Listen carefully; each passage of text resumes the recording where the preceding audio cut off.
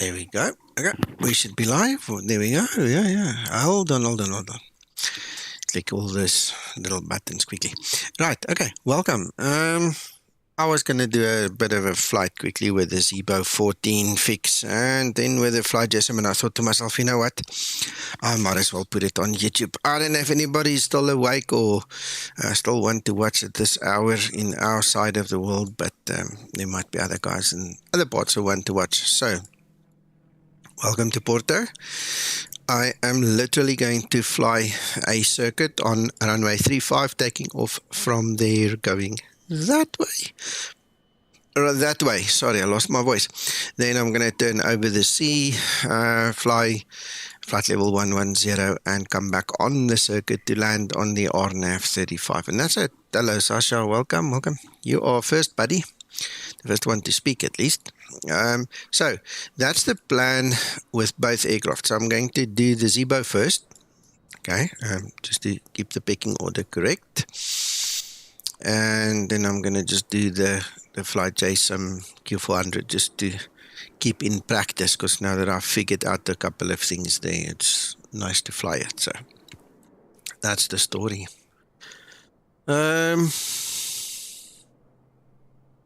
Right, I'm not on Discord. Maybe I must just go there. I'll go to Discord. So if any of you guys want to join me, you're welcome.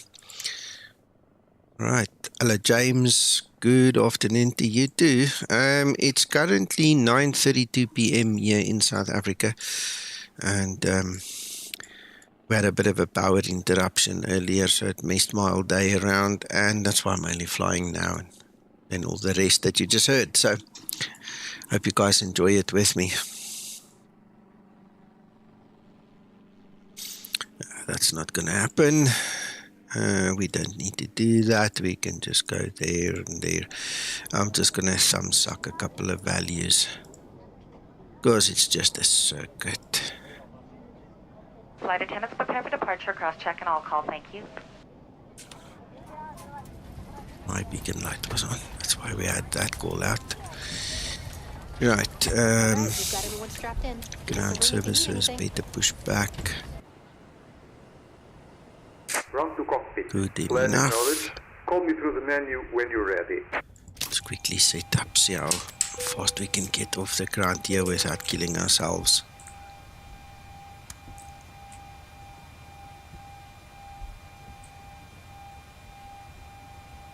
Ah, gotcha. Yeah, so you're like 6 or 7 hours behind us as far as I know. We need ground power. There we go.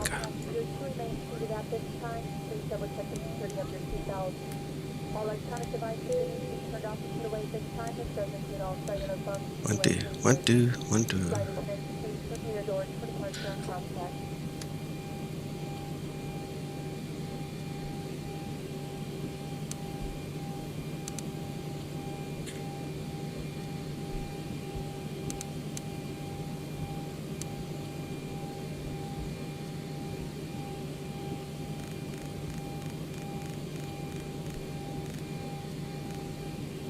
11,050. So guys, I'm not familiar with all the intricate details and stuff regarding the failures and the beam points and stuff that Zibo's put into this version, by the way. So I'm not even going to try and test any of that. When either Sasa or Alex is here on stream again, we can look at things like that and have a nice discussion. Hello, Steve. But until then, I'm not brave enough to throw away my good name and, make an ass of myself on something I'm not qualified to really talk about. So just bear that in mind. Definitely not going to do engine failures and all these kind of things right now.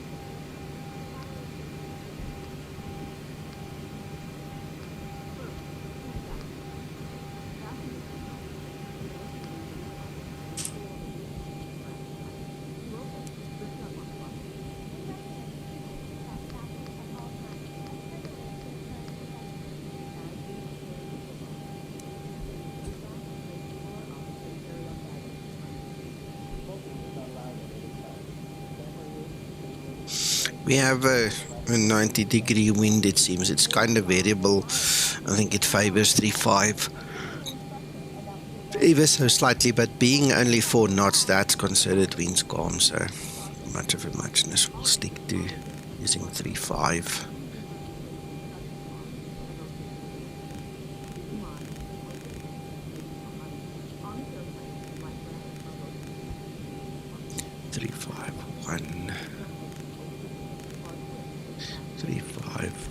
And 351 11,000. Guessing we'll get the performance shortly. It's going to be somewhere there.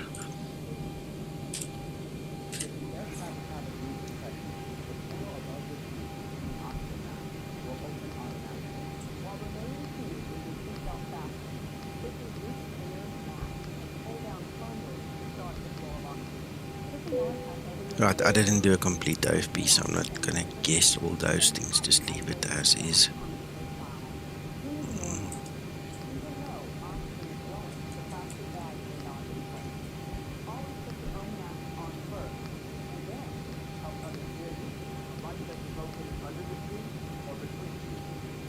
Hey, Kev. I don't, but Zibo's got it.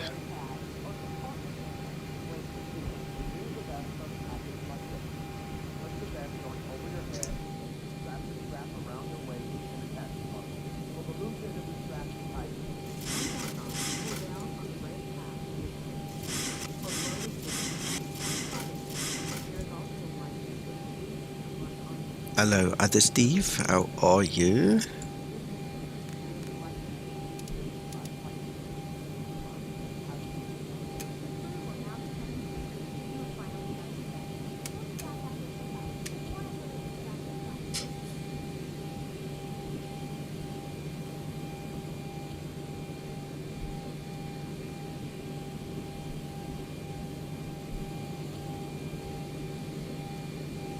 Ground to cockpit.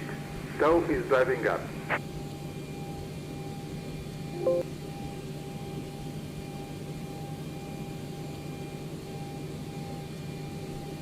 I'm really tired, but you know what? I was messed around so badly with our electricity again that I really wanted to just fly before going to bed.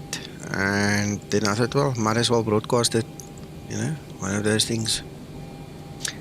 I'm actually good. Thank you, Steve. Just messed around. We get so annoyed in this place.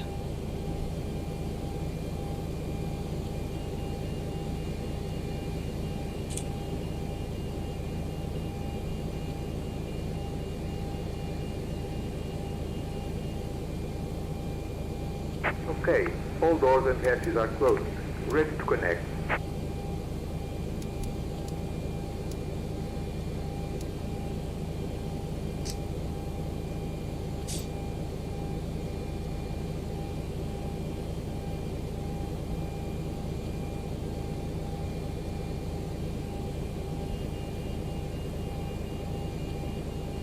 Hello, Scotsman.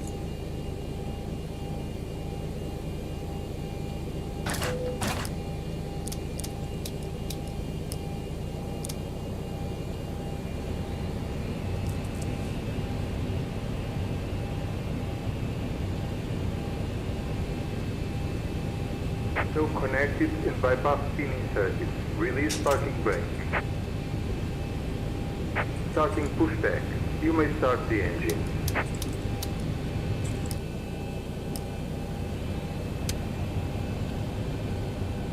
This is my test Zibo, and that's why Linda isn't here. So we left our own story.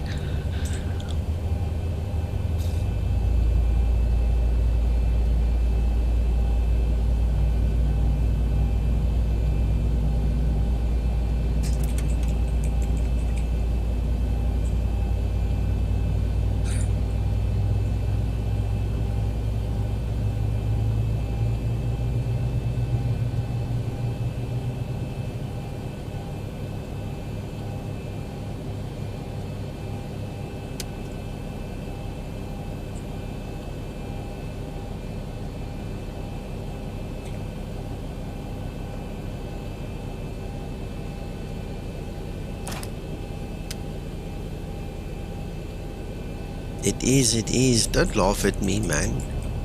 I just really needed a flight. That's why I'm here.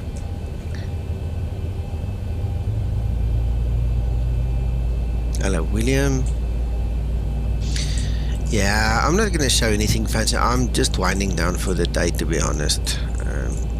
Just have to get my fix, man.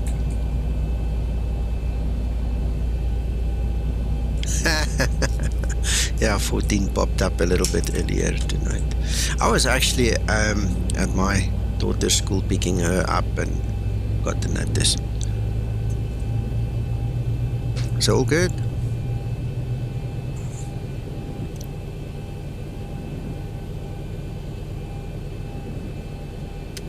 Operation complete. Set parking brake. Disconnecting tow. Stand by.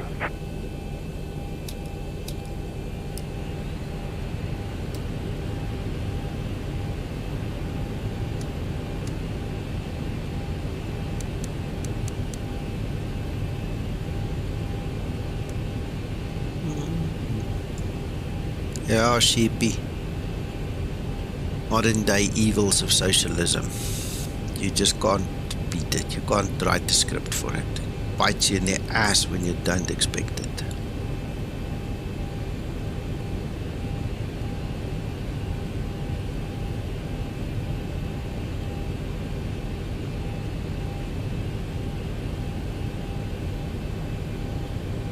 Tow is disconnected. Right, I think I've done everything here. And signal on the right. We'll see you next time and have a safe flight.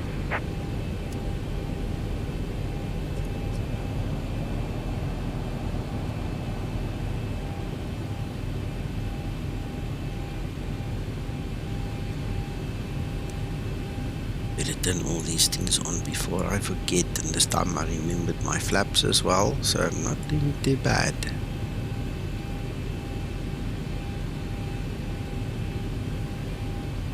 There we go.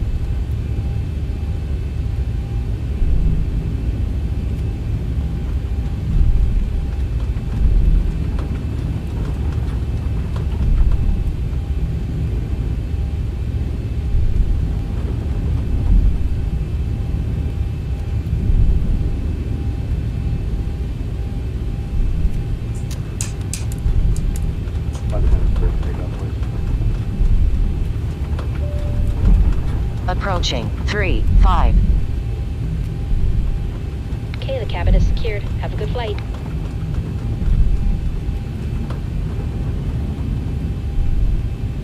On runway 3-5.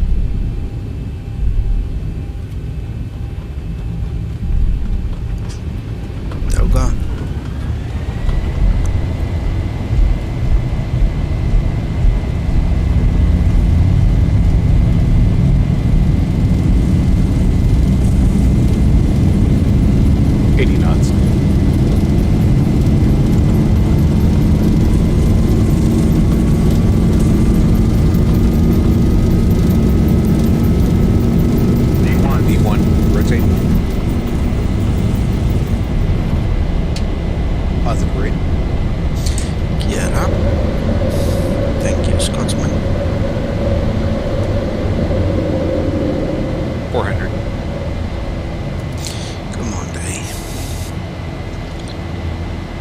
Echo RTO off and 1000.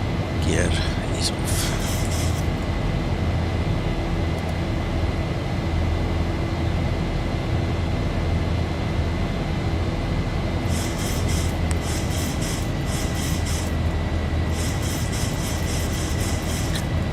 What do you mean nav didn't connect for you? I don't want helping, but just explain a little bit. Are you talking nav as in LNAV, VNAV, RNAV? Okay, well this is an RNAV approach, right? So I'll talk you through it and then you see where you missed something on your side. It does, hey Scotsman, it's the nice time of night to come and fly here. By the time we're done, it's going to be pitch dark black, full on night, so we're going to fly into the sunset, yeah.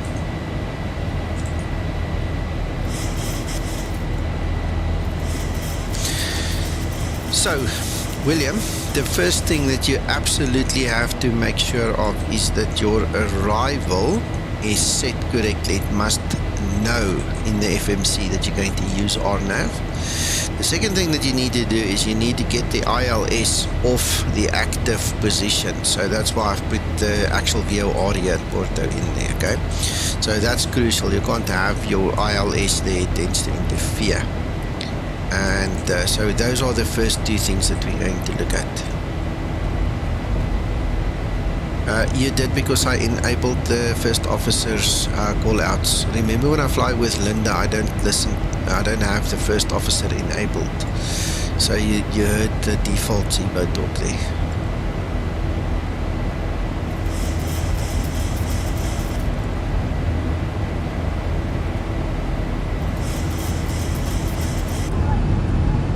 Nice and bumpy, yeah.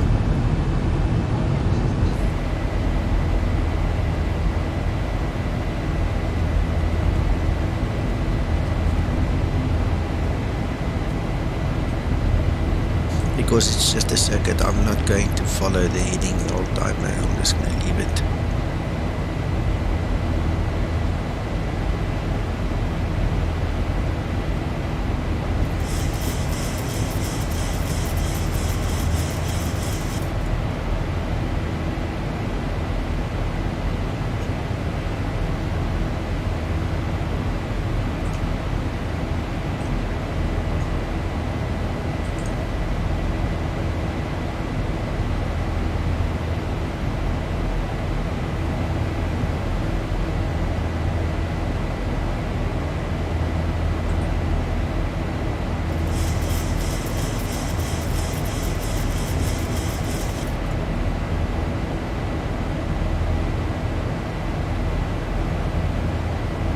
To go.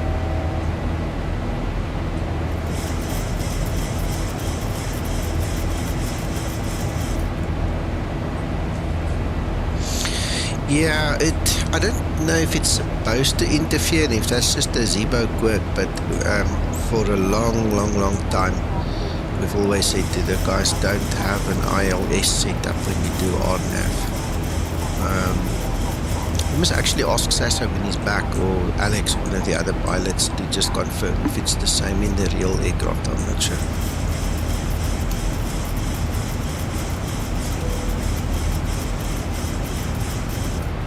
Right, so let's start setting up.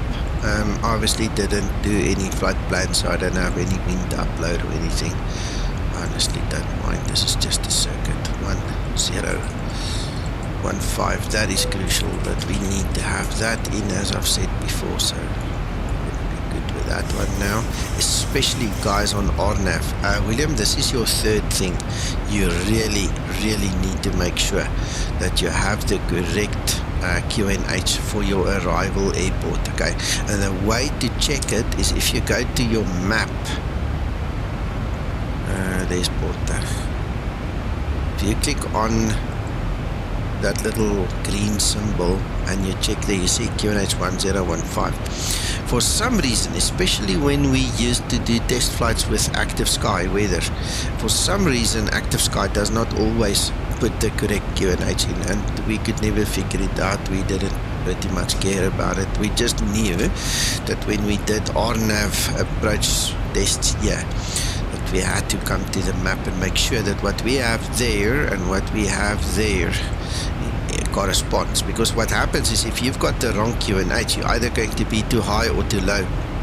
It happened one day that Zibo was here with me and I was complaining to him, but I keep on hitting the ground before I get to the runway here on 3.5. And he told me this trick. He said, "No, I must check this, because the moment your QNH is wrong, your profile is going to be wrong, especially in RNAV." So that's very important. That's point number 3.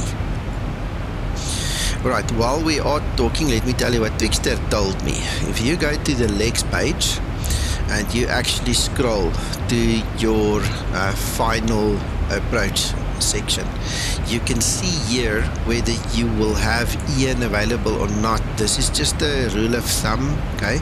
If you see that you've got your glide path at 3 degrees or whatever degrees it's got, okay, that is your glide path. It indicates that there is vertical guidance of some sorts, okay? And in our case, we know that's Ian. So that's something you can just check.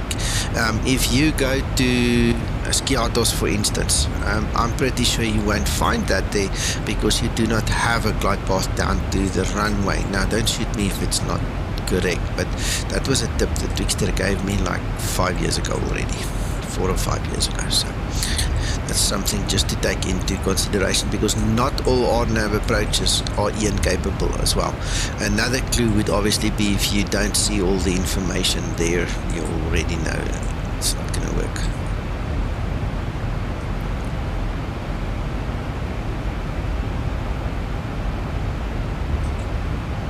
Yeah, okay, good. Well, we're picking up some tips, William, so it's all good.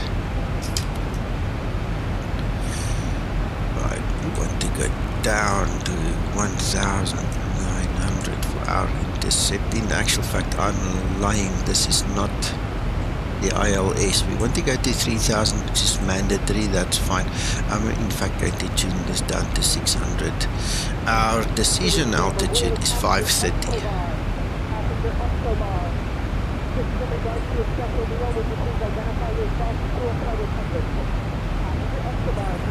Right. 530 over there, that is an actual decision height, so I'm not going to add the footage, not an MDA. Then what we're going to do is, like I said, we're going to come down to 600 so that we don't interfere. In case Ian doesn't work, we've got LNAV down to 600, so that should be nice and cool and fine.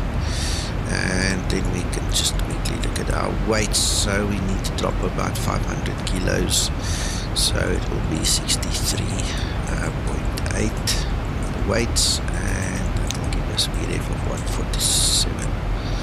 Right, guys, if you ever just want to do a quick bit of training, if it's new or refresher training is irrelevant, come do the circuit at Porto. You have a full flight in 25 minutes, if even.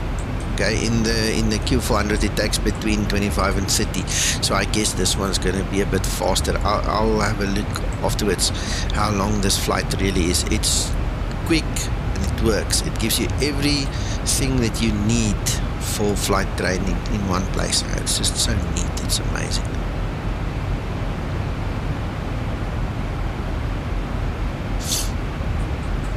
SCSI. What does SCSI mean in your language, Sasa?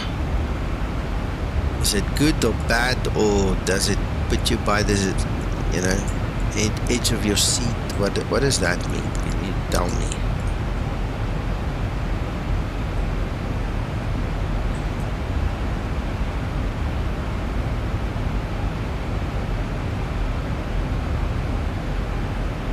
Sketchy.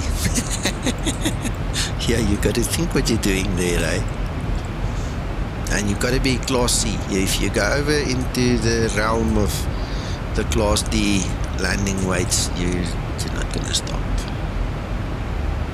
You're going to burn tire and it's still going to not stop you. Right. Quick check. Altitudes. Hello, Uncle John. And release it, ensuring the distinctive T patterns once the bearer is safe. Oh yeah, your TV is hell of a loud. Yvonne Haley was convicted of the credit card crimes associated with the purchase of the stereo outlets in Reno. She was also convicted as an accessory to murder in Colorado. Shame. Middleton was convicted on 2 counts of first-degree murder and sentenced to death. I believe that's fair. What a cheerful news. Can you switch off your TV, Uncle John? Highly capable, functioning predator who was never intoxicated, never under the I can't influence hear of you. drugs I or can any just of hear these your crimes. TV. If you can He hear was me, a huh? cruel.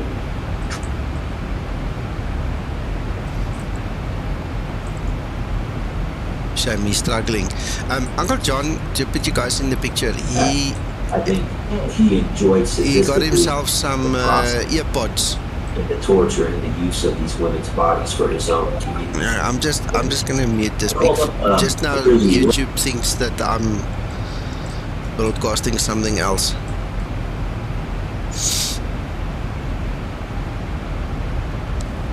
Can't hear a thing, Uncle John. Your TV is too loud. Very cheerful, so late in the afternoon.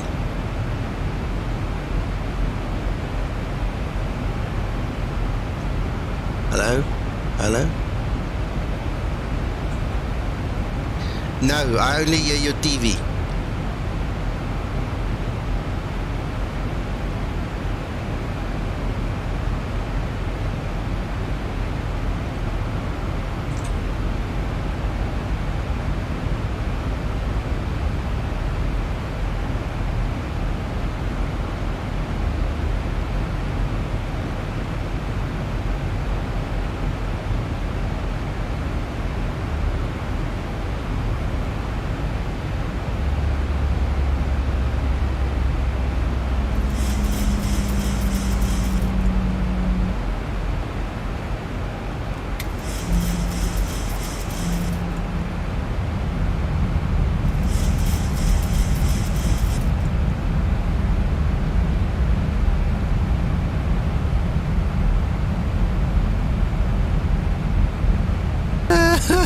I think that was more like a crime document instead of news. But anyway, he says he'll be back in 5 minutes. He's trying to sort out everything. He got earpods and he set up everything perfectly. It was wonderful and all. But now, I mean, he needs to now not use the hearing aids when he uses the earpods, right?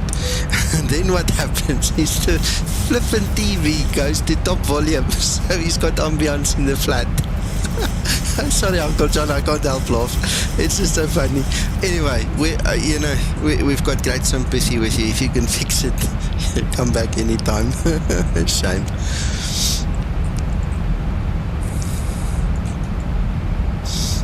Ah, poor guy.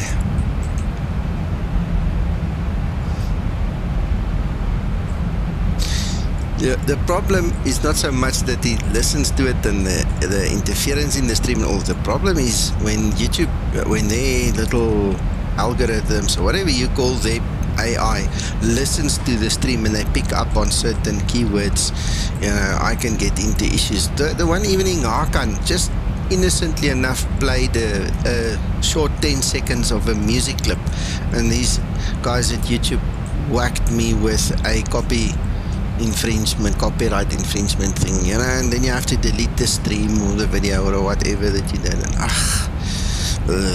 it's really annoying.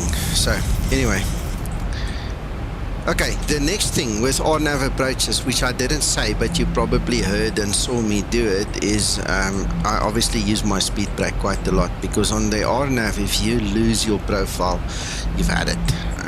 It's very difficult to recover, especially when you go down to 0.1 and things like this. We're only using a 0.3 RNP, so that's standard. But once you go down to a 0.1, man, it's a problem. Steve, you know what the nice thing about it is he lives in this retirement place, so everybody's got the same problem. They all have hearing aids which they take out at some point in time, so they don't hear each other. It's bliss, actually. They don't know about the other guy's problems.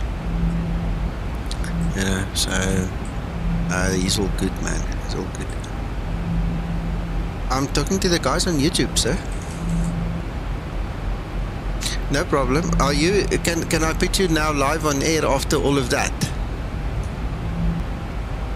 All right. Let me put Uncle John back live on air. You're back live on air, Uncle John. Welcome. Now I can hear you, so I hope they can hear you. They should be able to. Bless you, and apologies, gentlemen, for interrupting as I did. It was fun. You must actually go watch this video. It was fun, Uncle John. Okay.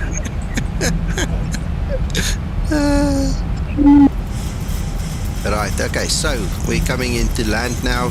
You can see the anticipation queues are there, so we know that Ian is available. We've got all the indications there. I know that I need to be at 3,000 at that point. That's about the last cut-off point I have to actually press the APP button. So I'm keeping a keen eye on this.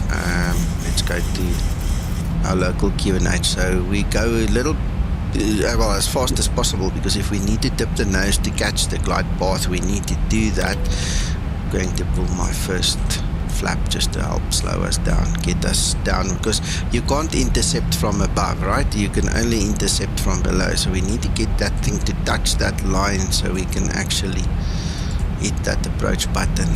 Let's do it this way. So the moment it gets close enough, I'm going to hit it to make sure. There we go. Right, the approach is now armed, and now we can actually go down to 152. 152. Did you have a good day, Uncle John? Oh, he's muted himself. He's probably on another call. It's a busy guy, eh? Some days. Negative. I'll discuss it with you after, sir. Okay, no problem. I'm muted in case I make any bodily functions. Oh, shame. Oh, yeah. Well, listen, Sheepy said we enjoyed watching TV with you, so you don't have to worry about the TV side of things.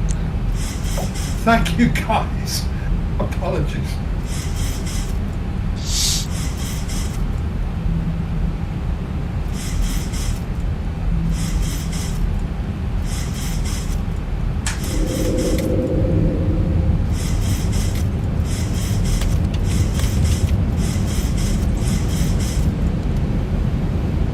Right, so speed brake is armed, auto brake is armed too. Pulled one flap too much, but it's okay. It's on the way to the right place. We're going to be on flaps 30. Let's go for that one. I think I did most of everything right tonight.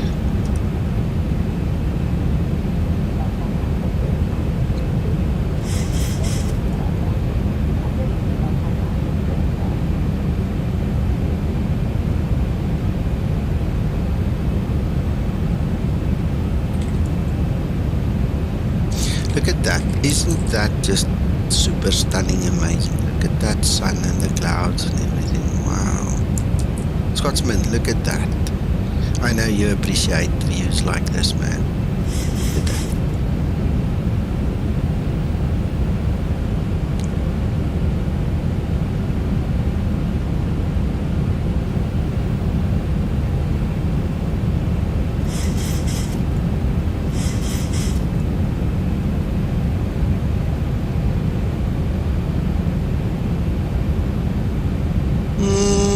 I haven't tested it again since you and I tested it the last time. I just assume it will work, Scotsman.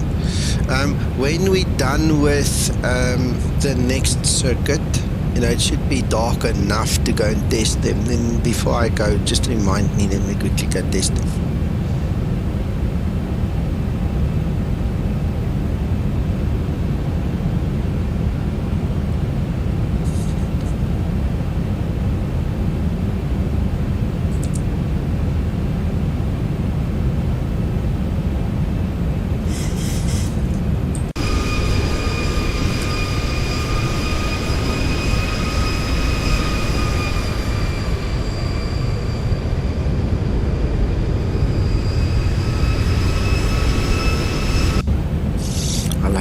Boeing motive in that paint scheme. That's why I use it for my test flights. Approaching 3-5.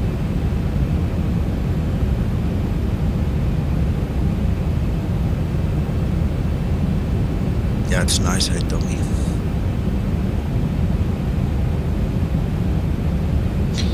See, now at this point in time, we're right on the profile because our QNH is correct. 400. Approaching minimums. 300 minimums.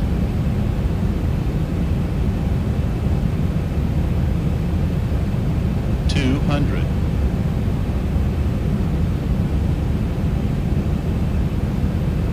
100. 50. 40. 30. 20. 10.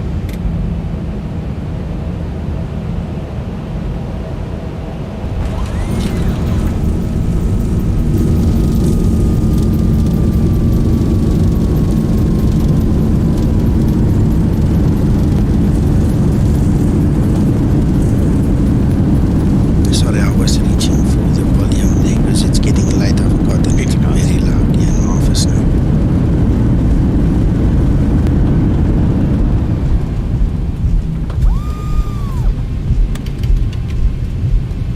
Right. 3,000 feet remaining. That was lovely. I like that.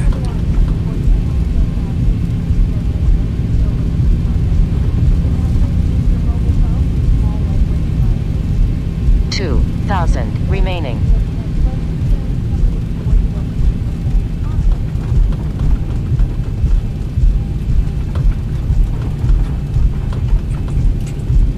1,000 remaining.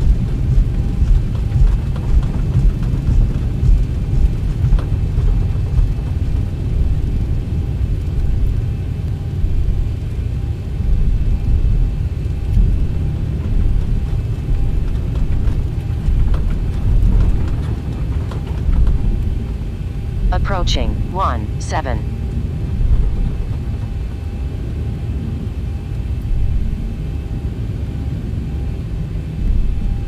On runway 17, flaps.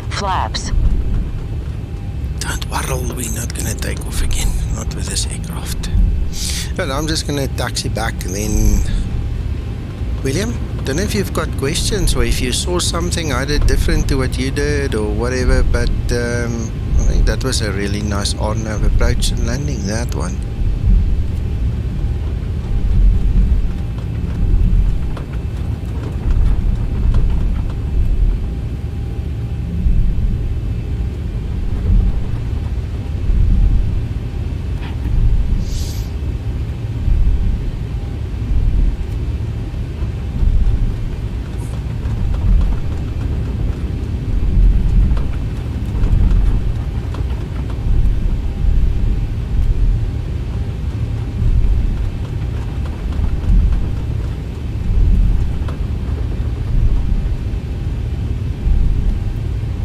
As a matter of interest, the flight was 21 minutes. Okay, so just remember that. Just as a matter of interest.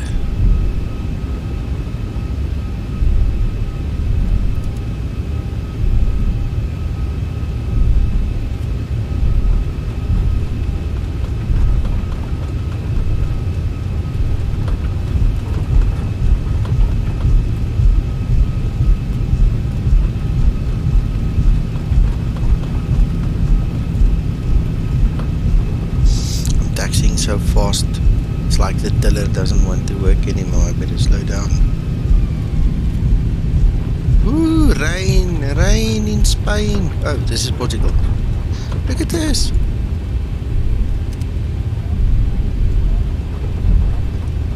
Did not expect that, I can tell you that.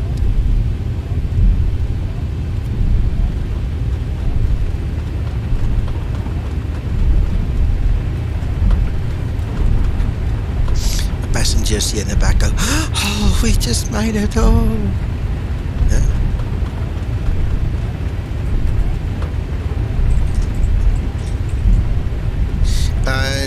problem, William. It's fine. We can talk about it later on Discord or somewhere. As long as you're happy, you're okay. Oh, that just made my night as well. Look at that. Just look at it.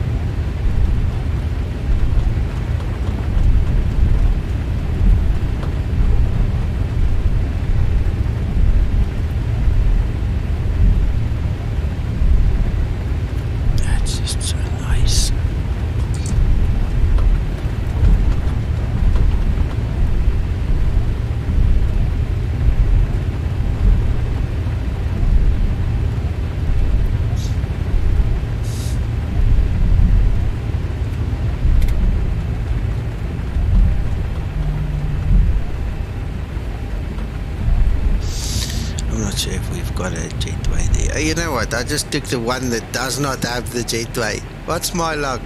Let's go find another one. So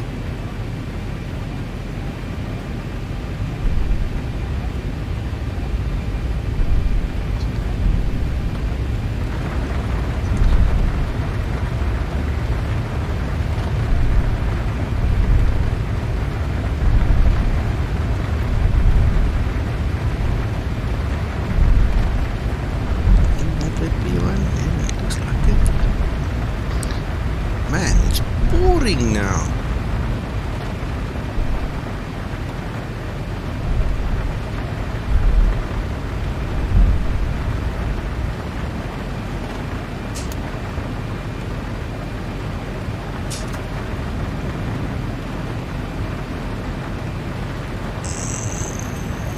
Say jobs GPU. You know what, we're just gonna pretend we did it because I'm tired. So what we'll do is we're gonna try, if it doesn't work first time, what I'll do is I'll just restart explain. Let's go and take this baby.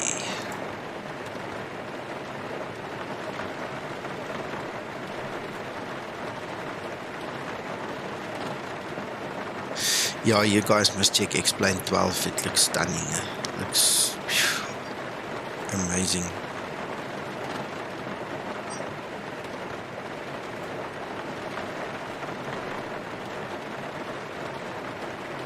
It doesn't get angry because we're jumping from the Zibo to this model of another aircraft, so we'll see.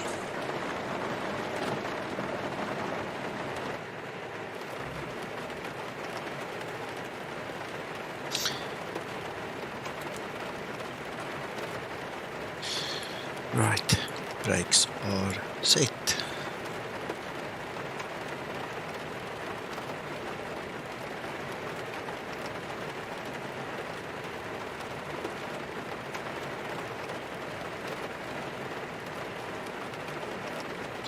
Right, there's our GPU.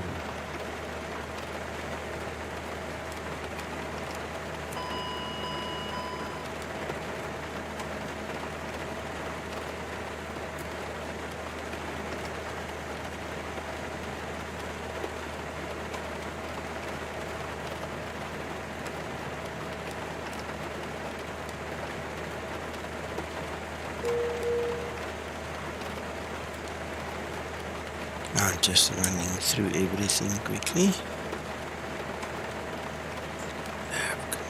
Come on. If you want me to go slower or explain something, just stop me as I continue, okay?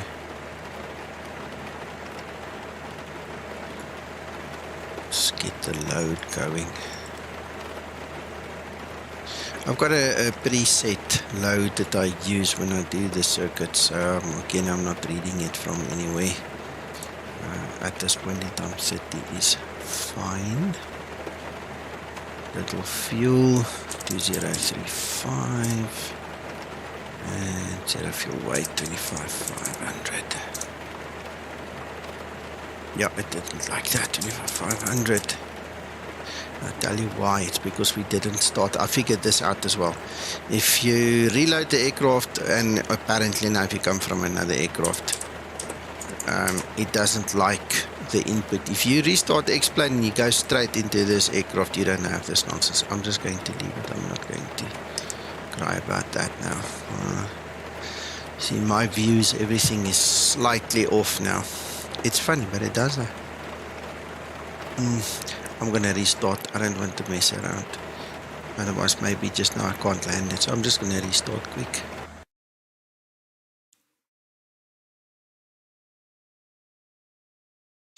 The other thing that happens with this aircraft is every now and then it just goes corrupt for no reason. Then I have to run the update. I hope we don't have to go through that now, but we'll see. We'll see.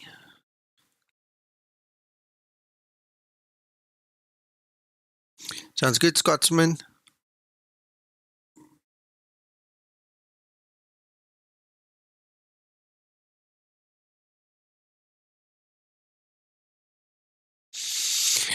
Steve, I'm not sure because you are, I don't know, whatever you call your position, an admin or whatever you call yourself, a moderator.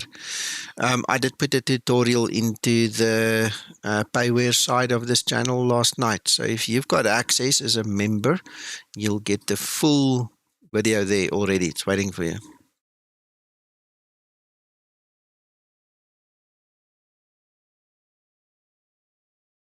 I basically did the same flight I'm going to do now. And I talked through it step by step by step. Because I tell you what, coming from the P3D model, there's certain definite discrepancies. You know, they're not the same. And things work differently here. It took me a day or two to figure everything out and to get this thing going the way I needed it to go. And I had to learn a lot. So I made the video in simple steps so that anybody can follow it, you know, and have to go and look around for other stuff. But I'll just chat briefly on a couple of things as we go here tonight anyway.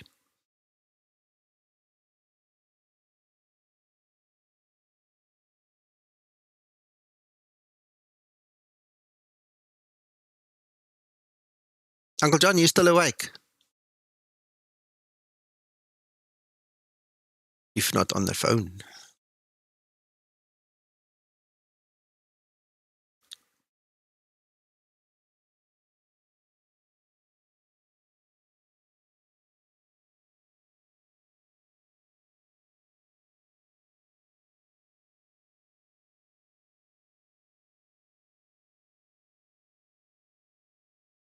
I'm still here. Yeah, I'm just checking. I'm just checking that you're okay. Checking up on me. No, consent. I'm busy starting the sim again quickly so we can do this flight in the Q400. Okay. I'm still on YouTube, so I'll quickly do a flight. Yeah, it's. What if I make a comment then while I'm here? Yeah, go. Guys, any of you using the video drivers, they've released one. I'll give you a sec. I'll tell you which one it is. It's the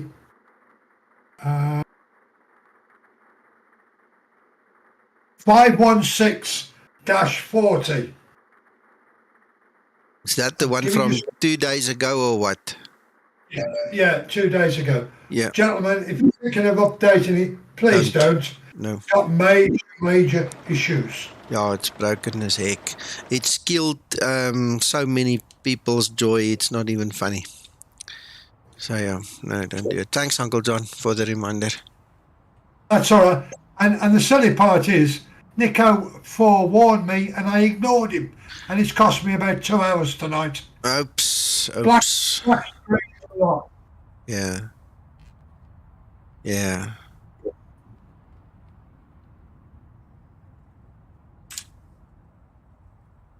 Right, so we start again.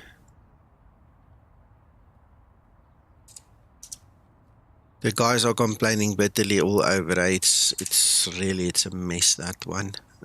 Fuel 2075. And it should take this one now, 25,500. See, now everything works. It's like some of the scripts just go bonky. at some point in time in this aircraft. I don't know why, but anyway, there you can see now it's working. So if you watch the tutorial I uploaded last night, you'll see I struggled the same thing. In the interim since last night, I figured out that's the problem that I've just explained. Alright, and then that's it. That is our load. What we need to do is we need to go to the confirm. We know everything is fine. Then we're going to start the loading. So yeah, the latest Tommy, the latest NVIDIA drivers is broken. Right, so while that's happening, did we set? No, we did not. We did not set the parking brake. Oh, look how far we've run already. It's a downhill over here. Look how far we've actually traveled. Oops. Shows you. What I like about this aircraft is you can see as the passengers get in, the actual seats get filled up. You actually get a name by a person there as well. It's really cool. I'm just waiting for, okay, there is the ground power. Right, I just want to turn my volume up so I can also hear things happen, but not that loud. Right, so we're starting again. External power, warm up our windscreen, and then just run through all these little switches for the lights. Yeah, you're right.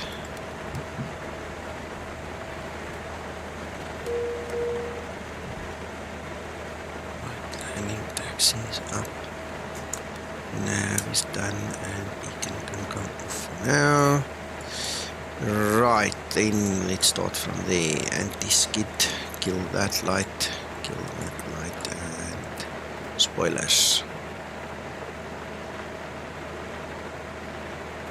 Yeah, have a look, Tommy. If it doesn't affect you, it doesn't affect you, but I have not seen anybody recommend it. Everybody's complaining, from P3D to Explain to 2020. Everybody that I see on the Facebook pages, everybody's complaining.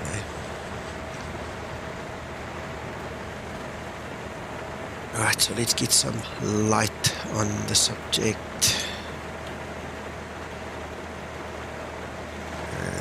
Turn down the lights later on if we need to, but we really want to see what we're doing.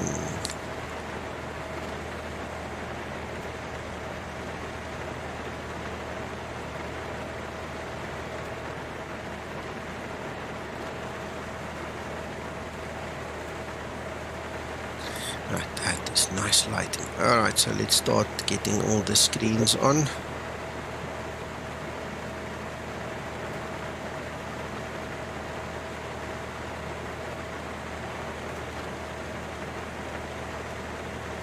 Right, so all these screens, everything will go through all their test phases and start getting life.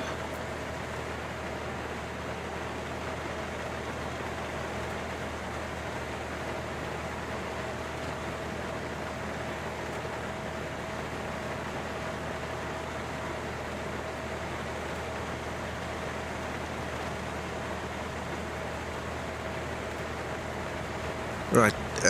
In the configuration that I have, and I use my external power and all, I don't pretty much care for that screen, so I'm just going to take it away and make it the normal ND for us.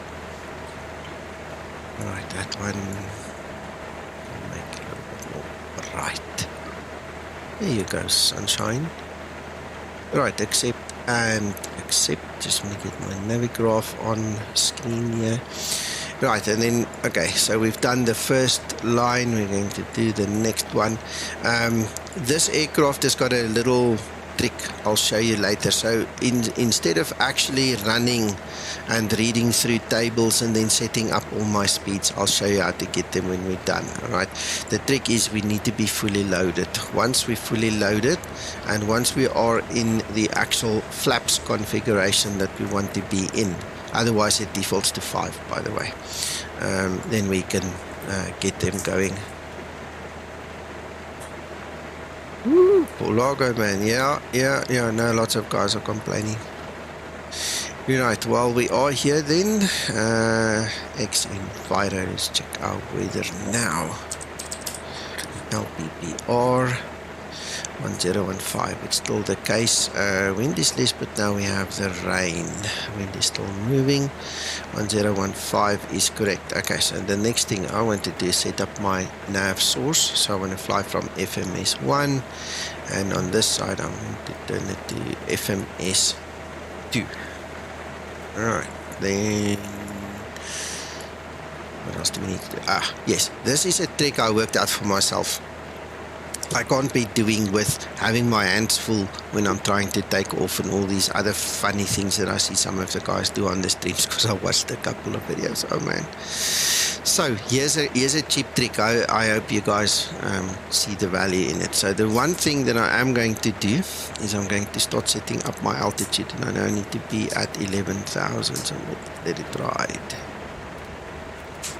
Alright, so there's 11,000, then I hit my altitude select, and immediately you can see now the autopilot wants to start to talk with us. Okay, one thing we want to do, and it will work when you are on FMS1 already, is we want to just select nav. Once you click the nav button, it changes to LNAV. So we know that this thing will actually follow the LNAV path. Alright, just like in the Zibo. And then the other thing we're going to do is we're going to, oops, we're in the wrong configuration. I didn't press the button. We need to press the button first. IAS. We're going to open the IAS window, and then we're going to go up to somewhere in the 50s. I usually go to about 154, somewhere there, because that's the old value I used to fly on the tables. But you'll see when we get our values, we just adjust that one quickly. So what happens now is we've basically armed LNAV and VNAV. Okay, in this case it's more like a level change, but it's the same idea. So the moment I take off, wheels up, and I switch the autopilot on, we've got vertical and lateral navigation immediately. Then I don't have to fiddle with anything here, and I can just let the aircraft go and do its thing. So I figured that much out. That just makes the automation and the flying of it so much more pleasurable. Okay, I've already set my heading here. Now the other trick that I don't see a lot of people actually use, and we're not really going to use it because we're using RNAV, but there's still a point to be made here, is if you look down over here and you see there's a format button. It's called format. Right, so if you're setting up for an ILS or something, I remember in the old days I used to go to heading mode, and then I was fiddling and hoping this thing doesn't lose the path and all these funny things. If you click and hold that format button, it actually takes you into your ILS mode, where you can, without interfering with the aircraft, you can go and you can set your course headings. You see, now you can set your course heading. Alright, and this is obviously picking up on the ILS on runway 17, so don't worry about it. It's just another cheap trick I thought I'd mention to you. I mean, just press an hold format button, you go into that different mode, and it doesn't interfere with LNAV, ENAV, level change or anything. Thank you, Tommy. Yeah, no, I like to make things easy on myself, hey mate. I don't like to mess around, right, then the other thing that I usually just do is I click on the data, and then I go, I don't want to see the VORs, I want to get to airport, so at least it lists where my airport is. Right, so that's another thing you can do over there. Right, so let's click this guy out and start setting it up. There's only like 3 pages you need to worry about. The first one is fuel. Where's my zero fuel weight and stuff? So the first thing we're going to put in is the zero fuel weight again. That's the 25,500, and enter. And then the fuel on board is 2035, and that correlates, then adds up back to that one. Hello, Carl. Welcome. Right, so that gives us the gross weight. The next thing we're going to do is our flight plan. So because it's just a circuit, it's easy enough to just quickly, you've got 2 ways of doing it. You can either add the destination, and this is where I was heading, LPPR, or you can actually start building the flight plan. But now that we've got the takeoff and the destination, it's easy enough anyway. So we're going to go to the departure. We're going to use runway 35. Where's Navigraph? Don't want to make a mistake. Now Manitou West. Manitou West is number 4. and enter, and that's it. Flight plan, it's in. Now we go back to menu, arrive. The runway is going to be 35 obviously, and able 6 Charlie is number 1. No transition there, but here is going to be a transition, so we're doing RNAV 35, which is number 2, and Akulu is the transition there. Now we entered into the flight plan. So if we now step through it, we can see we've got 2 discontinuities. Now I don't know if I'm just blessed with a broken model or something. I can't step through this at all. I'll show you. If I click on format once without holding it, I'm pretty sure I've seen quite a few videos. I think Q8 Pilot was one of them. He was stepping through his plan. Mine's not moving, it's going nowhere. So if anybody knows how to actually do it, you can tell me, or we need to let the guys at FlyJSim know they need to fix this in one of the new fixes. So is what it is. Right, so what we're going to do is we're going to go find these discontinuities and just get rid of them. Right, now, I mean, I know this route and you've probably flown it yourself in your Zibo training. Okay, so what we want to do now is we need to just match our altitudes. So at Akulu, we want to be, according to the charts, we want to be at 4,000. PR541, we want to be at 3,000. And at 40 we also want to be, so we want to make that one. That's also just a repeat of the top one.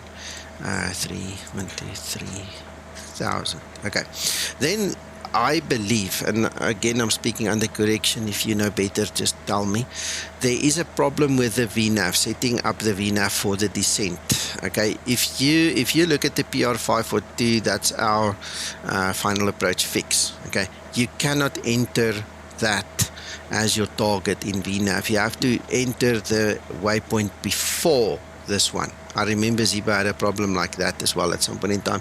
If you go directly to that waypoint, it would, skip one and take the next one, kind of a thing. So we've got a similar bug in here. So when we set up the VNAV descent, later on you'll see, I'm going to choose PR541 and magically it's going to put PR542 in there, which is fine. You just have to remember to put the one before.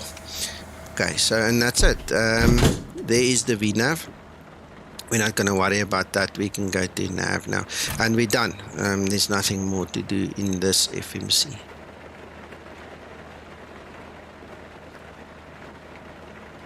Again, thank you. Let's try that. Because I could not figure it. So you mean to say you've got to step click by click, waypoint by waypoint. That's weird, but okay, let's do it. Let's go to format. Ground to cockpit. Okay, nageslaap. Let's go do that. Let's see. Flight plan. Woo! You're a winner. You are a star, sir. Thank you so much. It's silly, but it works. Thank you so much.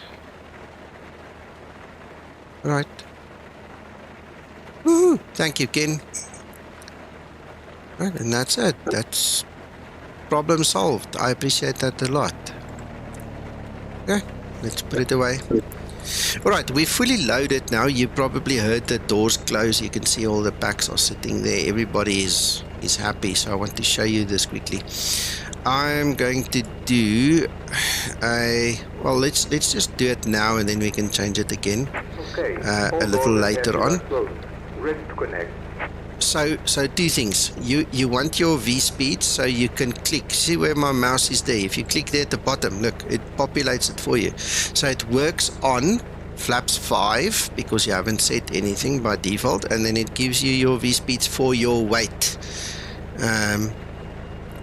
Okay, so if we start the engines and we go and we say no, let's do a flaps 10 takeoff. All right, once you've set flaps 10 and you click there again, it will change those values for a flaps 10 takeoff. So just remember that. Ken, yeah, I can't remember having this problem in P3D.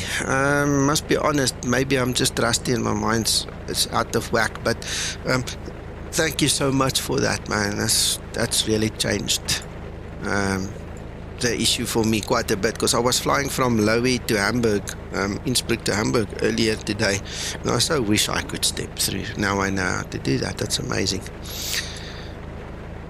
All right, okay, so we're ready to go. We're done. We're happy. No, we're not. I forgot. We need to go and exfil this thing. So we click the exfil, and then from FMS1, and then we're going to get there. We have it. Now we have the same that we did this side is now transferred over to that side, and you just saw that thing pop up and populate and get going. So we've got our backup set there. Okay. Now what this aircraft does with me and my settings here is I made sure that it calls the pushback for me. So the only thing I need to do now is go to better pushback and tell it where I want to go. Oh, and I need to start the APU. So where's better pushback? My eye is not catching it. So Ground to cockpit. Please show me where you want to go. Connected in bypass tuning circuit. Release parking brake. we cannot do that yet, sir. We need to start our APU now.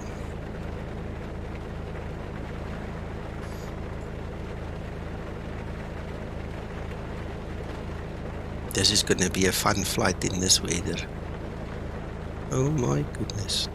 By the way, gentlemen, while we're waiting, I will put this livery for you guys who fly this aircraft into the VA. So if you guys are looking for this livery, Jeff is not done with it yet. Okay, when he's done and we get the final product, I'll upload it for you and you can fly the Skymatix livery as well.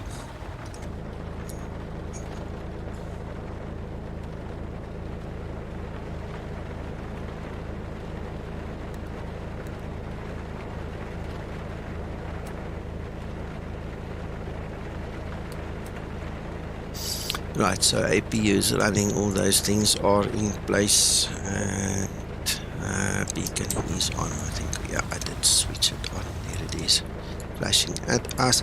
Then the other thing that I've seen is if you don't disconnect the GPU, it actually it gets towed with the aircraft. So we're just not going to bother with that. Right, okay, so let's get the parking brake off and get going.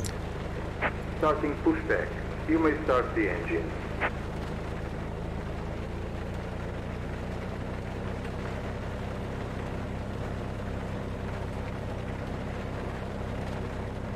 Yeah, you're welcome, Tommy. I'm so glad you're here, man. I know you like this aircraft, dude. I'm really glad to see you here. Good timing from both sides now. Right, okay, what I'm going to do is I'm going to now go and select... we can hardly see there. I'm going to select engine number 2 and click our start button. And then we're going to wait for 19. And then we're going to introduce the fuel.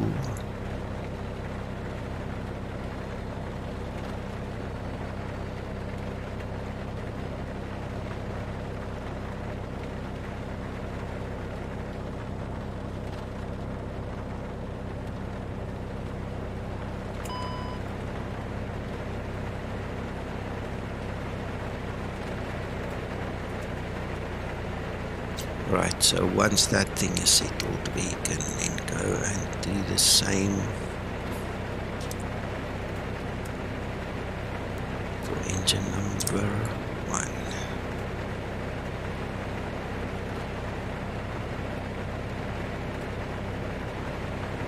Right, 19 with the fuel.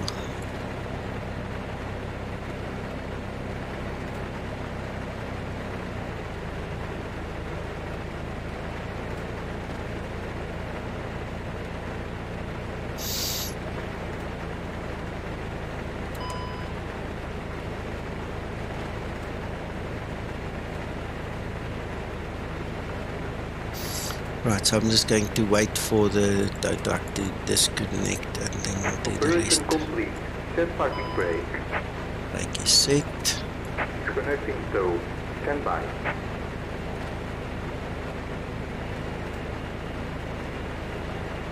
Oh, this looks magic.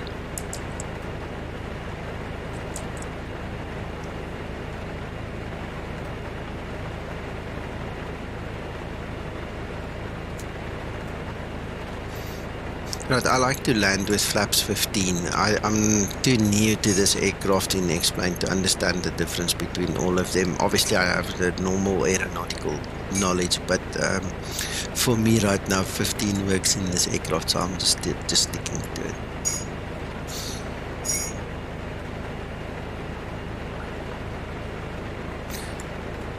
Right, are you done now? Snow is disconnected and There we bypass go. pin has been reduced. Right, so what I'm going to do We'll see you next time and have a safe flight. is I'm just increasing our power there. Need to make sure it's in the correct place here on my hardware. So now it's increasing.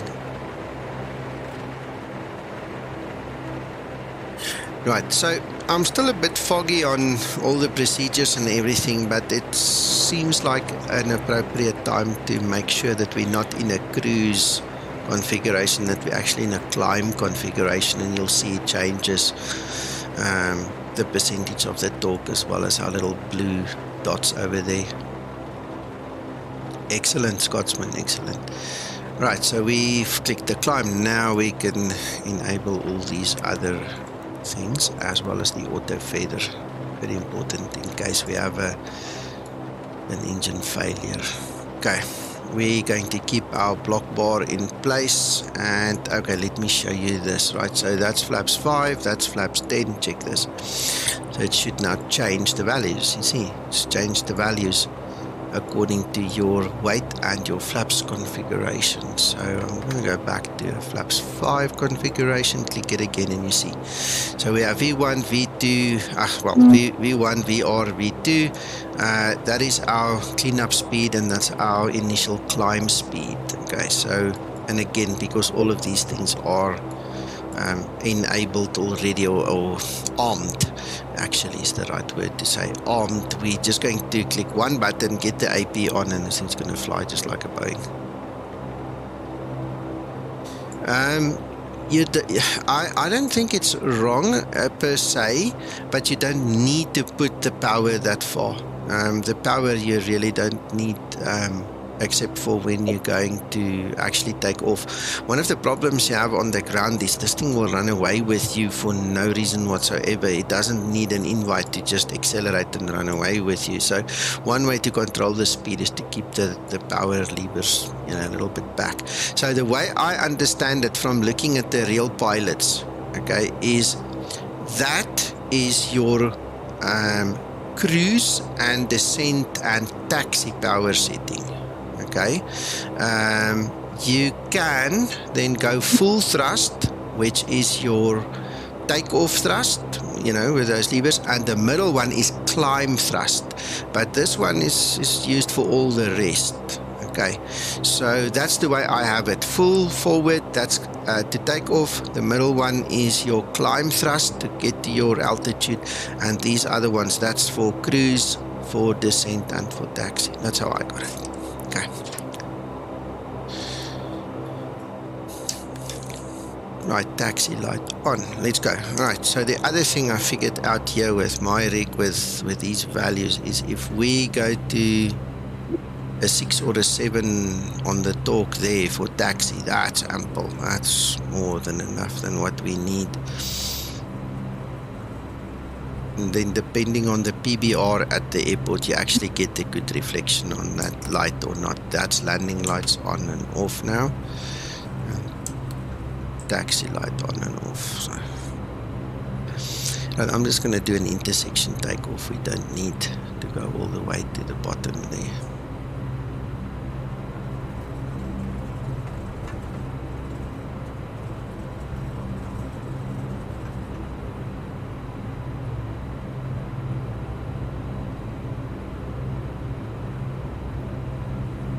And the rain has stopped. Can you believe it? Scotsman, can you believe it?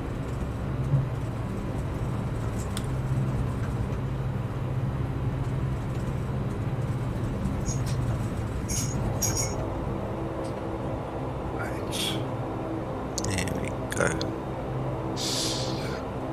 Right, I just want to quickly park here, and then I just want to go through some of the lights and stuff here because I think it's a little bit bright. Not the end of the world, but it's a little bit bright for us. Come.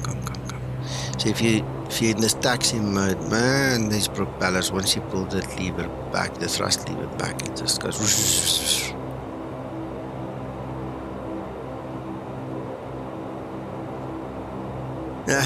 Vanguard, I'm not on IVAO, so if Scotsman is there, then yeah, maybe. But no, I'm not there, so it's not going to affect me. Turn it down a little bit. Where is that other knob? Get that one away.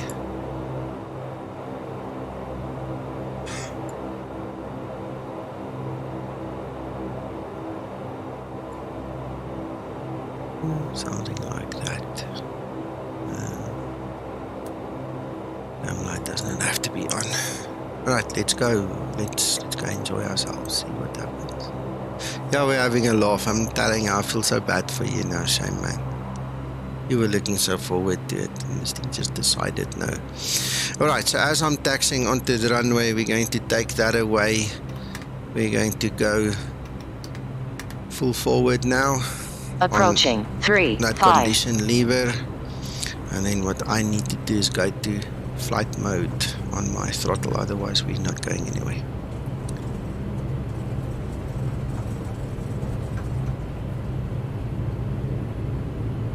On runway 3, 5. Alright, we don't need more power than that. This aircraft's capable of flying right there.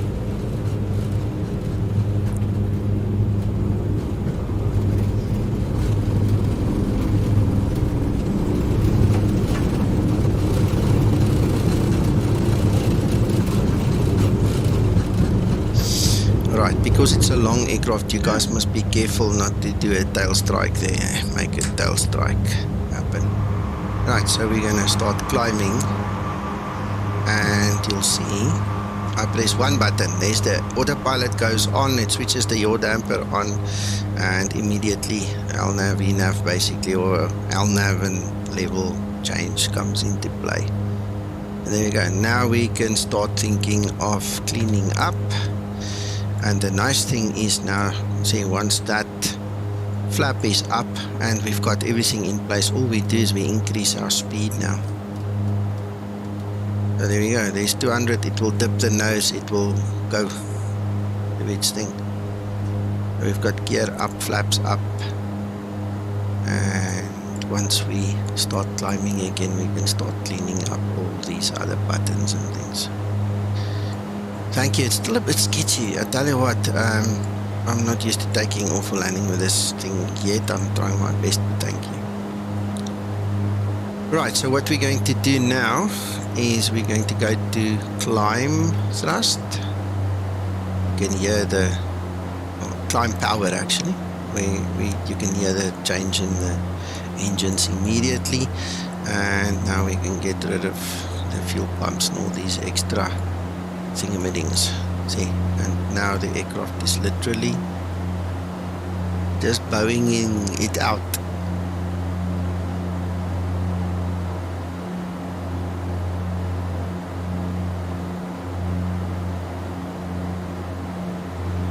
I'm sorry to hear about that explained crash, man.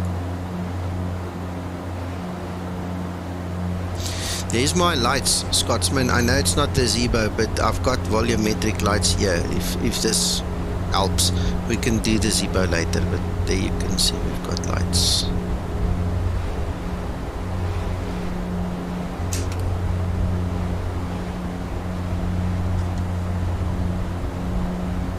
Altimeter setting.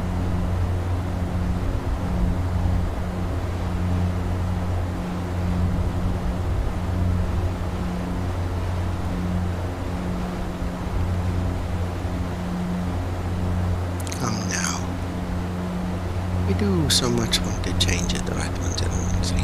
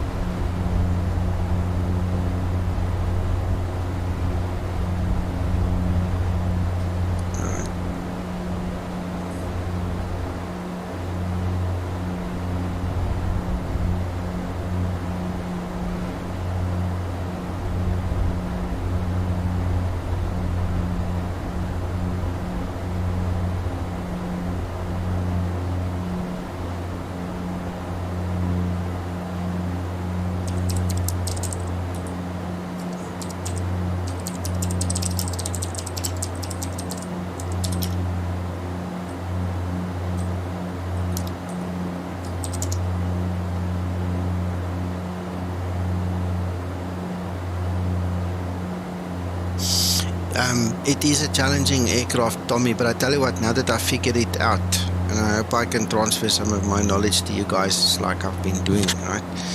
This is a pleasure to fly now that I know what I'm doing. Yeah, then absolutely, the more I learn it, the more I like it. It's really, really nice.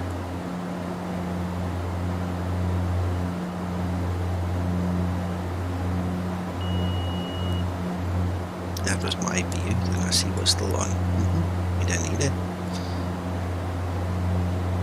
Alright, so landing lights, everything is now off, and just for the heck of it, backs can go and look around a bit. Hello, Jordan. Yeah, it took some time getting used to it. It's greatly different in many aspects to the one in P3D, but as I don't have P3D anymore, this is it. Alright, the next thing I'm going to do is I'm going to bring back my power now for the cruise power. We don't want to overspeed and do funny things like that, so we're down to 850 on the RPM.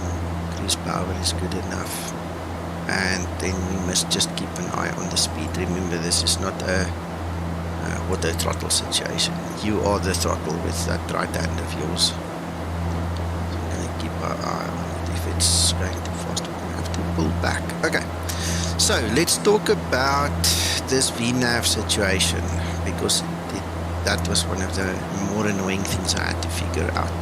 So if we go to VNAV, we know, I'll go to flight plan first, we know that we want to be at 3000 at our final approach fix, right? So if we go to VNAV and we click on that little button, you'll see it's listed there. That's number 6. Problem with this aircraft is if you click number 6 and you put number 6 in there, you're not going to get it because it skips it. Okay, so I've learned now to put number 5 in, which will be PR541, but it will actually give us PR542. So let's press enter. There you go. So we are now aiming at PR542. So just remember that, pick the one before, and then we're going to set up our profile. So 1800 foot VS.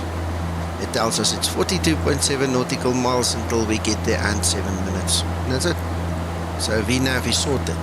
What will then happen is 2 minutes before descent, it will bring up the vertical path with a little line for us, and there will be a message that is displayed at the top, and you can click on message and go read it. It will tell you that it is about to get,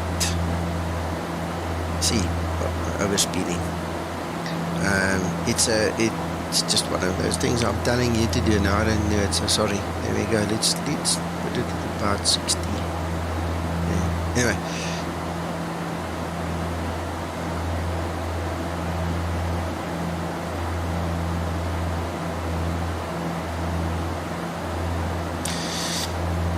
Again, it is a challenge to land, but again, with knowledge comes power, and you overcome a couple of things. I had to look at one of the other real pilots videos a few times to get the understanding of the 5-degree nose up attitude and not to mess with the throttle when you're going over the threshold and all these kind of things. So I'm going to try in my own unique little funny way to show it tonight, but you know, if it works, it works. If it doesn't, we'll try again tomorrow.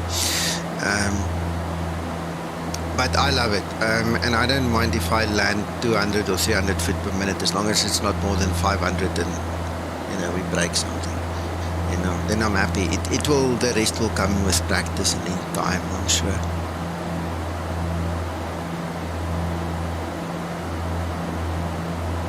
Good evening, guys. You're up late tonight, my friend.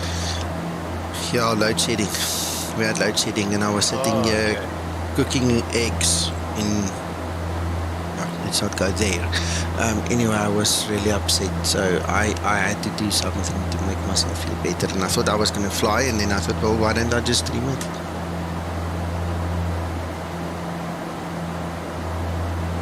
You also had load shedding earlier as well.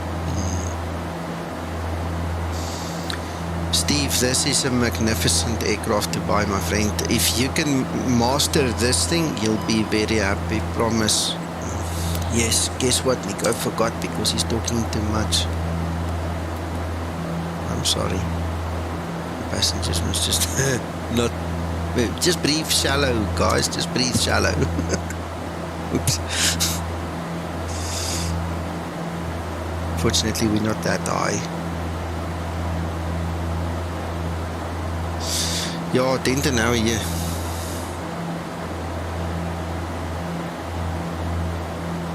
All good news, thanks, Nico. Yeah, good.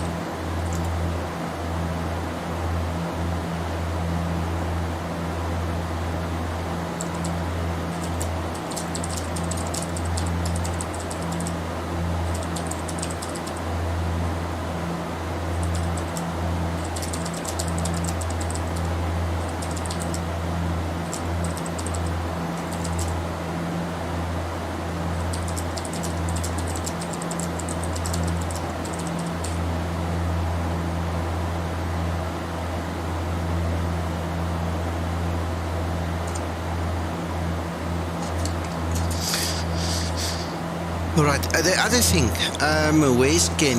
Ken was very knowledgeable on this. Was it Ken? Yes, Ken. Tell me something. Why does my target VS change? I don't want my target VS to change. I want to use 1800. Why must I continuously come here and change this thing and tell it to go back to 1800? What's up with that? I can't remember doing that in the P3D model. It never drifted like this. On some of the flights I've done with this model, that thing went down to like 3,000 and something. You know, and I go, what? No, come back. Right, so we're 3 minutes out. Okay, while we're waiting, let's also now go and do the 600-foot thing. We just saw that in the Zibo. So now we're going to go down to the 600. I'm just going to use a DA of 200.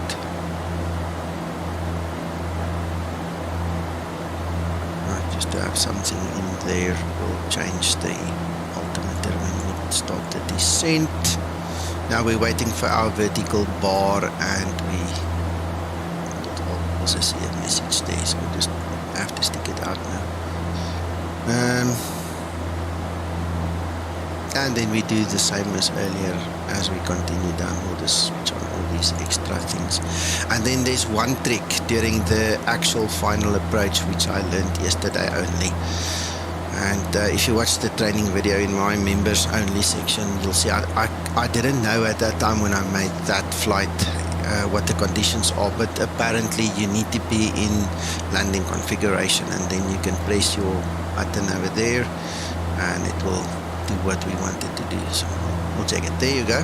There's our VNAV path. It's just come into play. So the way to activate this is to basically see it and then go for VNAV. You press the VNAV button and you'll see the VNAV appear there. Now I made one mistake here which I've just noticed. I never click the altitude select button. In this aircraft, if you set an altitude, whether you're ascending or descending, doesn't matter. If you do not click the altitude select, it will not stop at that value. So guys, please remember that. And now we set. So what we're going to do now is once that thing starts coming down, we're going to pull back on the power.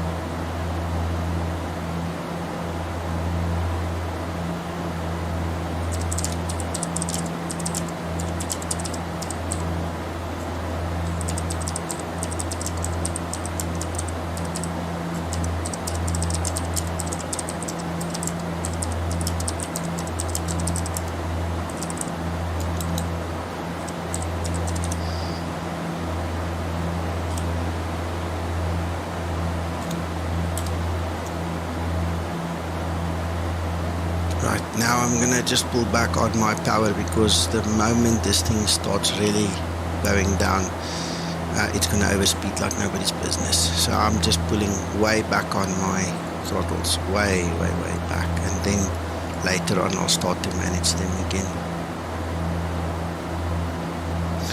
Enjoy, Scotsman. Same, man.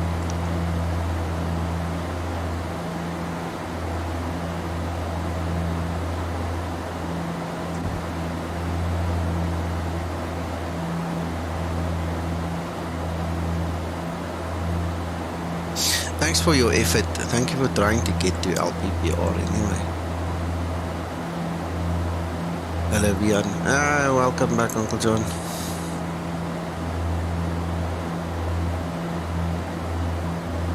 Yeah, I'm updating again properly.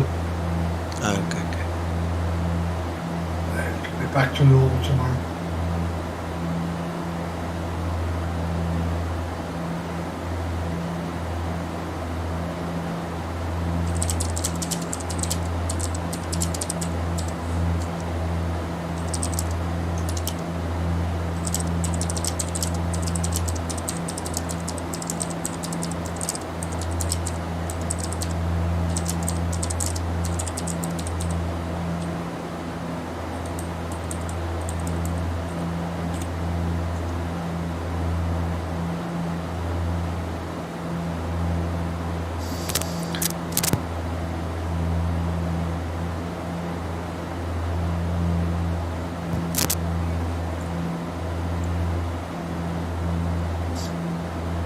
Yeah, it's nice. It's nice.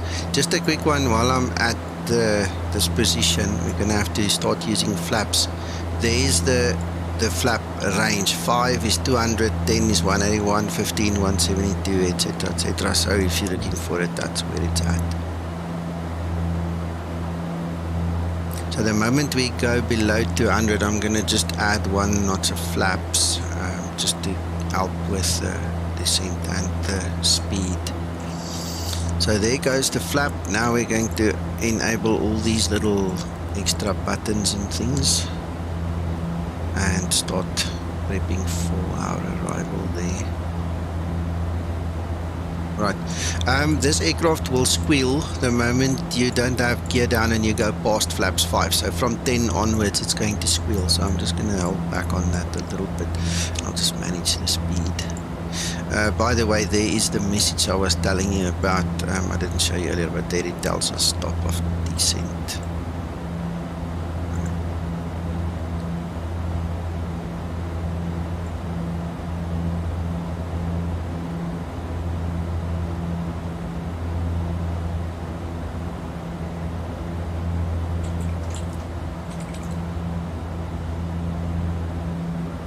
Nice with the city light effect coming from below through the clouds, eh? And I'm just going to give a little bit more.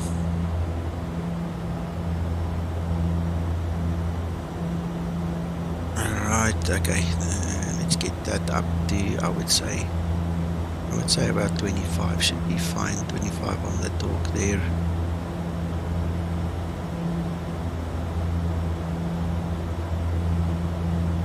Something like that. We don't want the aircraft to run away with us because, believe me, with these big engines, man, you just have the wrong power setting, torque setting there on the thrust levers and this thing just runs away. So I'm going to bring it a little bit more down, maybe to 15.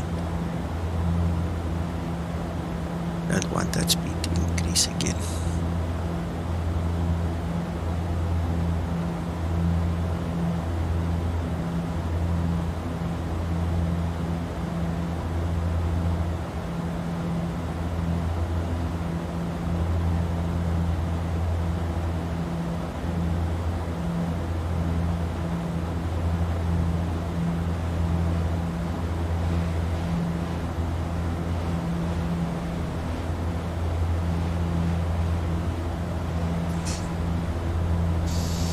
Right, the one thing that I have not mastered yet is to zoom in continuously and check where the rudder is. I did set up a rudder trim button on my yoke, so it's easy enough to trim it when I have to. Obviously the wind is not playing ball with us now, but I'm gonna let the gear come down now.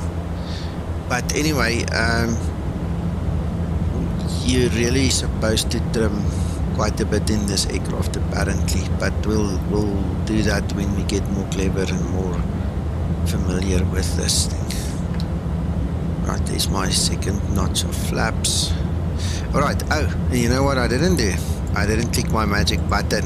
There we go. So once you click there, look, it's worked out your approach speeds for you. So what you now need to do is keep your speed in between those triangles and more closer to the bottom one than not, and then your landing is not going to be that difficult. Also, the other thing is you need to tell the system which flap configuration you're going to land at. We set 15, so we're going to go to 15.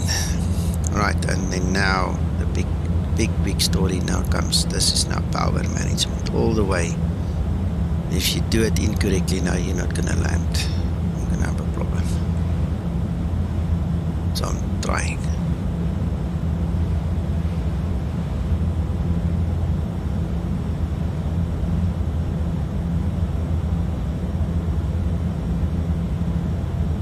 Right, I am hoping about 30 on the torque is good enough, 30% there. Right, the other thing, now that we are in our landing configuration, we're going to click our landing button. It's going to give us the reduced NP landing, and we're going to move our power levers way to the front. Okay, it's complaining about the bleed, so I just want to turn this thing a bit softer so it's on minimums now. Alright, so what happened now is while we are in this reduced NP landing configuration, it's kept, the power levers is at the front, but it's kept the RPM down at 850. So it's basically now reserving the power in case of an emergency. So if we push the power levers full forward now, we're going to go like into a toga mode. Alright, but because we don't want to disrupt the poor people in the back and give them a jolt of, you know, some sort, to kick in the butt. This is the nice way of prepping for landing. You're welcome, Tommy. We're almost done. If you can stick around another 2 minutes, just after the landing, you're welcome to make a break, buddy. But if you can, just hold on for a little bit longer. Alright, so again, just to recap, our power levers are now in front, but we didn't get that kick in the butt to get to the 1000 something RPM. We're in this whole situation where everything is reserved for us, and all we need to do, obviously, is now to just keep the speed in a reasonable position.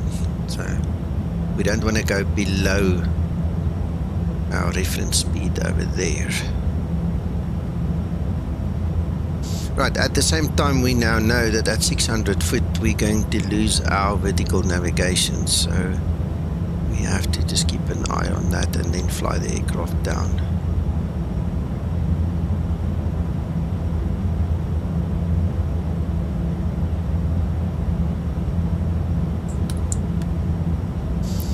Alright, I've just switched on the taxi lights and everything there.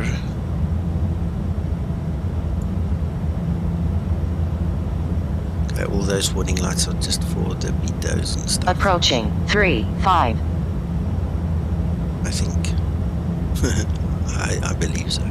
Right, so okay, I'm going to just disconnect now. Oops, I pressed it twice. Now it's a question of just flying.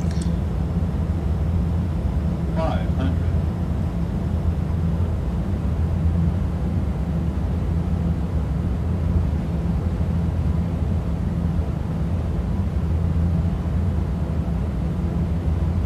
Minimums. 100. 100. 50. 40.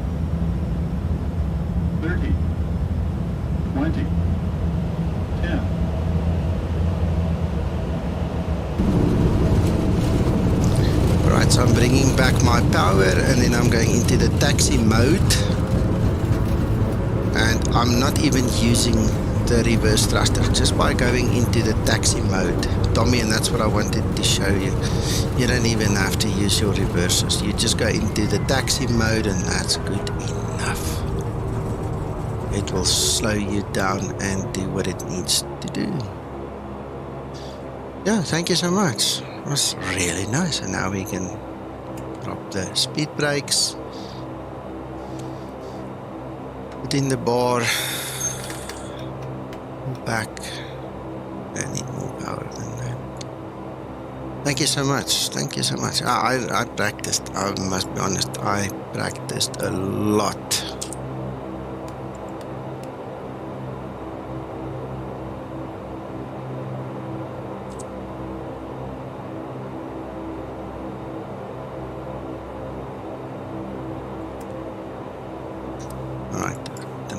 Missed some of those switches, but anyway, we obviously needed the pitot heat there, and we needed the emergency on. I don't know how we missed that, but anyway. So yeah, there we are. Now we can just taxi back home and go sleep wonderfully.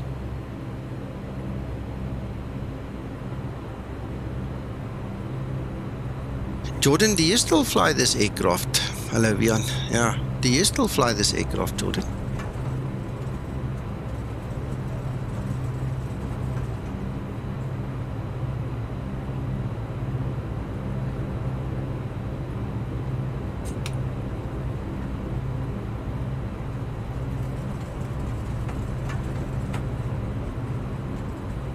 Excellent, excellent. Right, we don't need this anymore.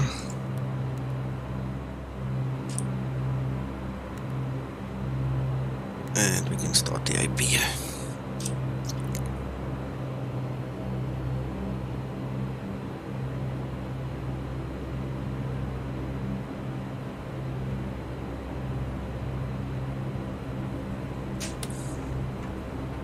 I'm just going to keep the landing lights on so I can see better. Thank you, Steve.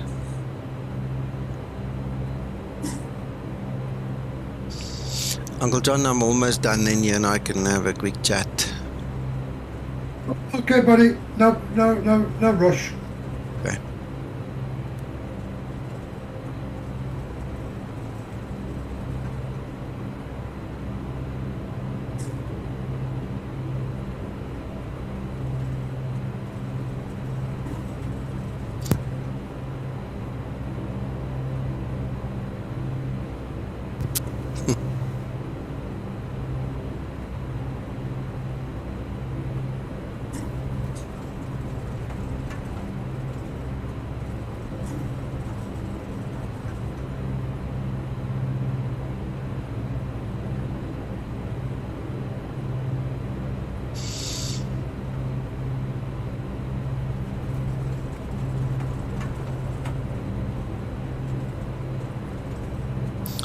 Tommy, you're welcome. I'm sorry I forgot the pitot switches and the emergency exit, but it's all in the heat of the moment. I'm sure you can fill it in with some checklist somewhere and you'll remember. But I'm glad you stuck around, man. Thank you for watching. And you must let me know when we go fly together. You, me, Jordan, and whoever else owns this aircraft. You know, we must maybe do a bit of a group flight if you guys are up for it.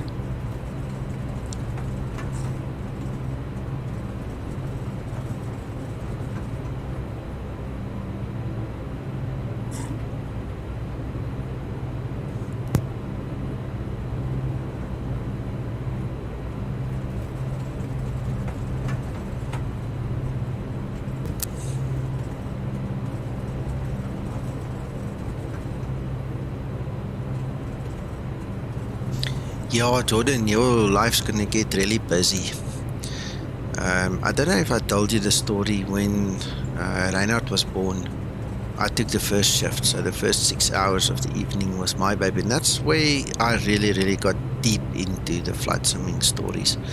because I was looking after the baby and he was cute as anything and not much work. I mean, he was really a good baby and left me bored as anything, and it gave me a lot of time to learn flight simming proper and to get into this game, and the rest is history. So if you can find some quiet spot like that, it will be cool.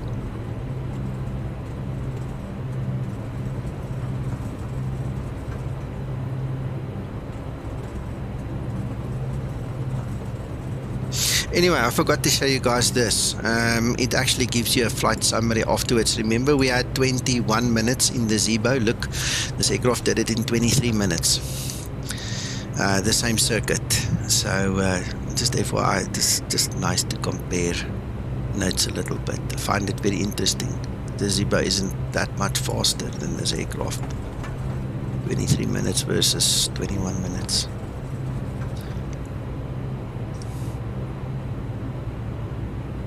Finn, you are a bit late, but the video is obviously available, so you guys can have a look. See, Sasha, are you going to fly with us? Yes, okay, Scotsman, let me just park this baby and then we'll quickly take the Zibo for a spin and see if we can see the lights for you.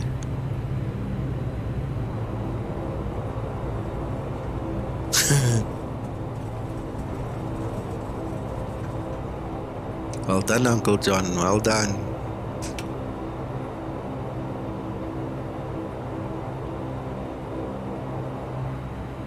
Thanks for dropping in anyway and having a chat, Finn. Nice to have you here. Haven't seen you in a while, eh? You're busy. Oops. Don't roll the aircraft now that you want to park it.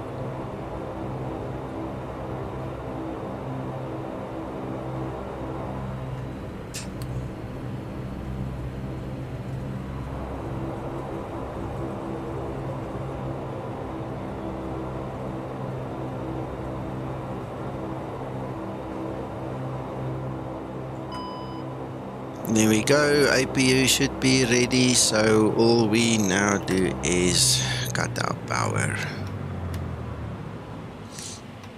Other way around, sorry. Come back. Come back. Oops. Yeah, no, I'm not talking today. I'm talking in the future. Right, okay, now we need to secure this aircraft, make sure that everything is done kind of appropriately, and then you'll see you can actually start the unloading. What else do we need to do? Lights are off.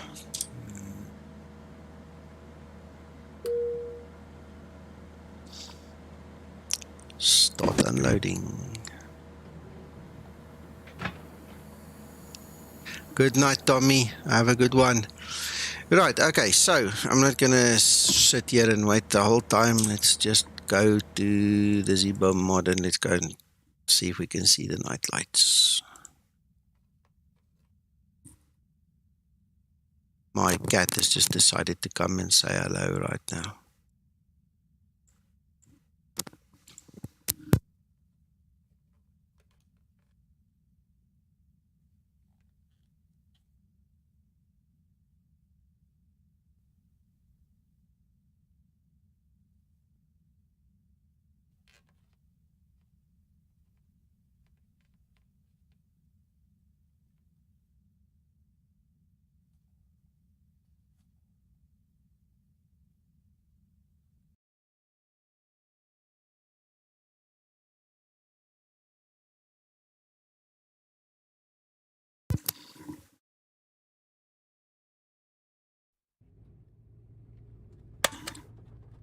On runway 35, flaps. Oh goodness. I forgot to set my switches. I'm gonna have to do this again.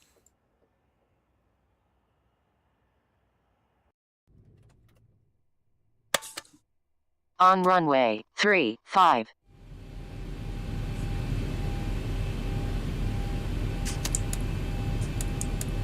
Flight attendants prepare for takeoff, please.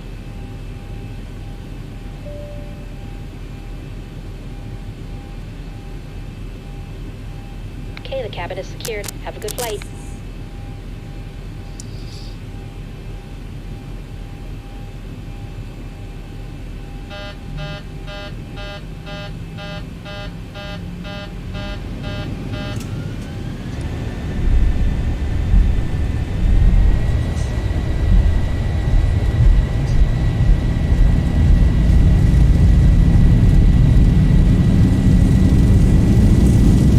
Wow. 80 knots.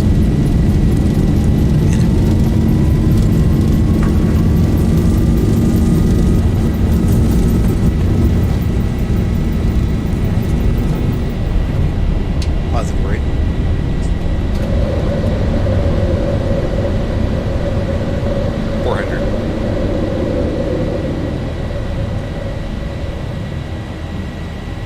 Yeah, I can see the 1000. lights. Scotsman, look, they're there.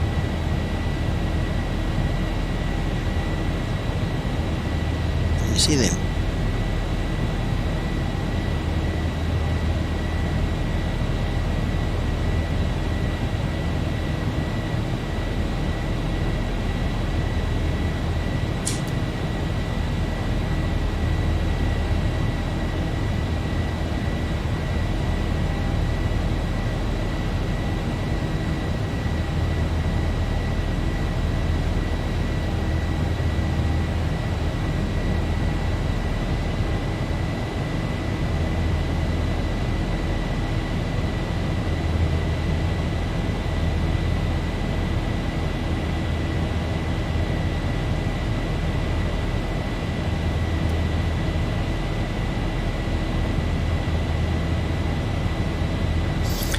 Viana, this is actually with X-Enviro.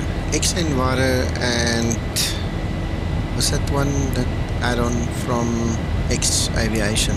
Those are the two add-ons at this point in time that actually give you the reflection of the clouds. Can't remember the name of that other add-on. Enhanced Skyscapes said Nanobot told me he will implement it at some point in time, but it has to be done per aircraft. So Skymatix Pro, yeah, that's the one from X Aviation. That also supports the reflection of the clouds. Look in the mist as well. Look how it looks. It's just cool, huh? It's really, really nice. Yeah. Changes the way you fly at night, man.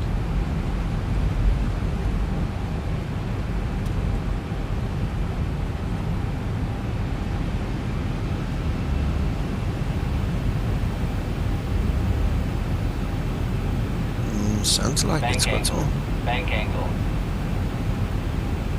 Anyway, I understand. Right, well, listen, I've done my bit, so that's it for me for tonight. You guys go have fun, whatever you do, and we'll probably talk tomorrow evening my time again if we don't have load shedding. We'll see. All right, that's it. Enjoy yourselves. Bye bye. Thanks for watching. Thanks for being here.